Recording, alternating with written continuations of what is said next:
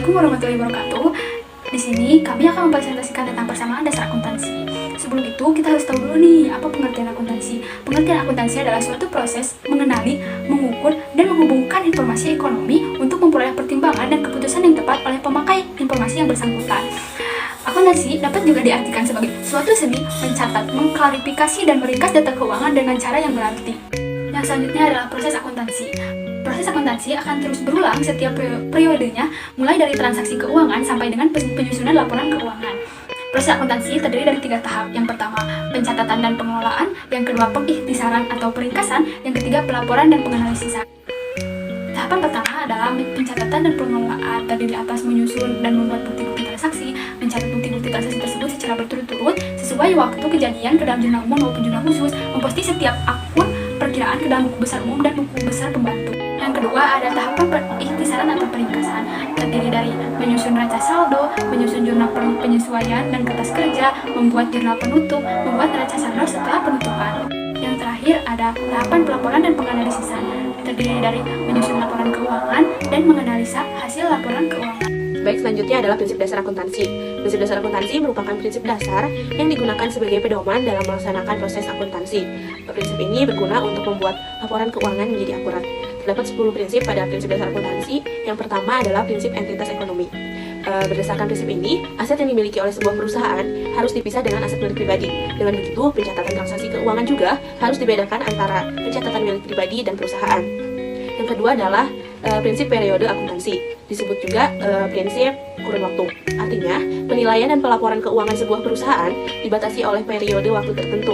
Hal ini bertujuan agar laporan keuangan yang dihasilkan mudah untuk diketahui dan terukur dengan lebih baik.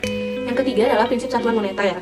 Dalam prinsip ini, pencatatan transaksi keuangan hanya dinyatakan dan diukur dalam bentuk mata uang. Artinya, prinsip ini tidak melibatkan faktor kualitatif seperti mutu, kinerja, prestasi, dan lain-lain. Yang keempat adalah prinsip kesinambungan usaha. Definisi dari prinsip ini adalah sebuah usaha akan berjalan secara konsisten dan berkesinambungan tanpa adanya pemberhentian usaha, kecuali jika usaha atau bisnis tersebut mempunyai masalah yang bisa menyebabkan pemberhentian bisnis. Yang kelima adalah prinsip biaya historis. Prinsip biaya historis mempunyai makna jika pencatatan transaksi keuangan atas sebuah barang sudah didapatkan oleh sebuah perusahaan, maka pencatatan keuangannya berdasarkan pada berbagai biaya yang dikeluarkan untuk mendapatkan barang tersebut. Yang kedelapan adalah prinsip mempertemukan. Yang dimaksud dari prinsip ini adalah biaya yang dipertemukan dengan pendapatan yang sudah diterima perusahaan. Hal ini memiliki tujuan untuk mendapatkan hasil mengenai besar atau kecilnya laba bersih yang diperoleh. Yang sembilan adalah prinsip konsistensi. Artinya, laporan tersebut tidak berubah dalam prosedur, metode, ataupun kebijakan yang diterapkan oleh perusahaan. Hal ini memudahkan pihak perusahaan untuk melihat dan membandingkan laporan keuangan yang dihasilkan pada beberapa periode sebelumnya. Yang ke-10 adalah prinsip materialitas. Dalam prinsip ini, pencatatan dan pengukuran informasi dapat dilakukan secara material atau bernilai nominal. Prinsip ini juga menentukan apakah sebuah laporan keuangan perlu ditulis ulang atau hanya dikoreksi saja. Selanjutnya adalah klasifikasi perusahaan. Dalam melakukan proses akuntansi, klasifikasi perusahaan terbagi menjadi 3. Yang pertama adalah perusahaan jasa. Perusahaan jasa adalah perusahaan yang kegiatan usahanya menjual atau membeli jasa. Contohnya adalah bank, asuransi, salon, bengkel, tempat kursus, dan sebagainya. Yang kedua adalah perusahaan dagang. Perusahaan dagang adalah perusahaan yang kegiatannya membeli barang, kemudian menjual kembali barang tersebut tanpa mengubah bentuk atau melakukan pengolahan tambahan. Contohnya adalah supermarket, dealer, toko, dan sebagainya. Yang ketiga adalah perusahaan manufaktur. Perusahaan manufaktur adalah perusahaan yang kegiatannya mengolah bahan mentah atau bahan baku menjadi barang jadi, kemudian menjualnya kepada pihak lain. Contohnya adalah pabrik tekstil, pabrik elektronik, pabrik mesin, dan sebagainya. Selanjutnya, saya akan membahas mengenai pemakai informasi akuntansi. Pemakai informasi akuntansi ada 2. Yang pertama, pemakai informasi akuntansi internal. Yang kedua, pemakai informasi akuntansi eksternal. Yang pertama saya bahas adalah pemakai informasi akuntansi internal. Yang pertama, manajemen. Pihak pertama pemakai informasi internal adalah manajemen perusahaan. Pihak manajemen dianggap sebagai pemilik perusahaan karena mereka memiliki tanggung jawab atas berbagai kegiatan sehari-hari perusahaan. Kedua, pemilik. Dalam hal ini, pemilik utama perusahaan juga memiliki hak untuk menggunakan informasi mengenai akuntansi. Pemilik perusahaan akan menggunakan informasi akuntansi sebagai tools untuk menginvestasikan modal dalam memulai dan juga menjalankan bisnis agar sesuai dengan tujuan utama perusahaan. Selanjutnya adalah pemakai eksternal. Yang pertama adalah investor. Setiap investor wajib menggunakan informasi akuntansi perusahaan karena nantinya mereka akan menanamkan dananya pada suatu perusahaan. Yang kedua, kreditor atau pemberi pinjaman. Kreditur atau pemberi pinjaman adalah mereka yang menyediakan sumber dana pilihan untuk suatu perusahaan. Biasanya, para pemberi pinjaman dana akan menyediakan modal hutang kepada perusahaan dan umumnya mereka akan mendapatkan untung berupa bunga. Yang ketiga, pemasok atau supplier. Pemasok atau supplier adalah para pemakai informasi akuntansi. Kenapa? Karena mereka akan memasok bahan mentah ke suatu perusahaan agar nantinya diolah menjadi produk yang matang.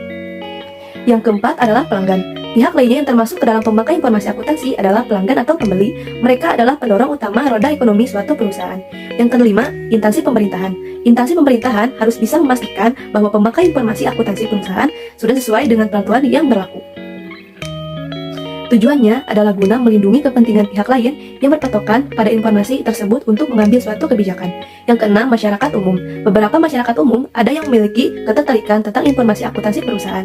Mereka adalah para jurnalis, analis, akademisi, aktivis, dan juga individu lainnya yang memiliki kepentingan dengan perkembangan suatu akuntansi ekonomi suatu negara. Selanjutnya, saya akan membahas tentang jenis-jenis akuntansi.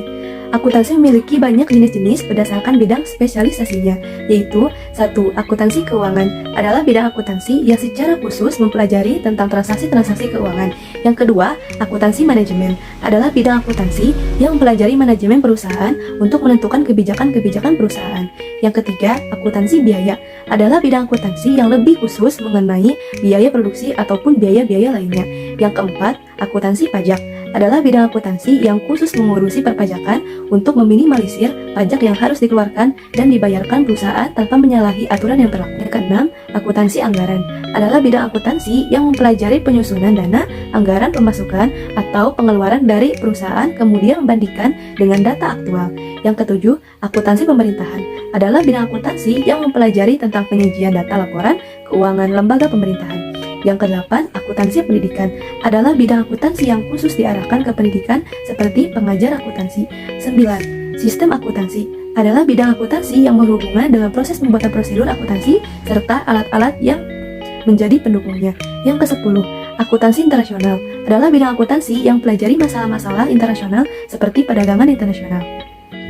Persamaan dasar akuntansi adalah perhitungan yang memproyeksikan antara kekayaan, harta, modal dalam suatu perusahaan, di mana sisi sebelah kiri sebagai aktiva dan sisi sebelah kanan sebagai pasiva harus seimbang.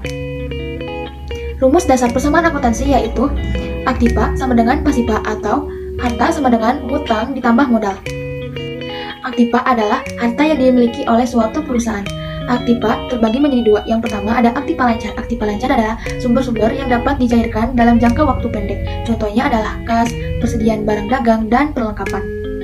Yang kedua ada aktiva tetap. Adalah sumber-sumber yang pemakaiannya lebih dari 1 tahun. Contohnya adalah kendaraan, mesin, dan lainnya. Pasiva adalah kewajiban yang harus dibayarkan oleh suatu perusahaan kepada pihak ketiga atau disebut dengan kreditur.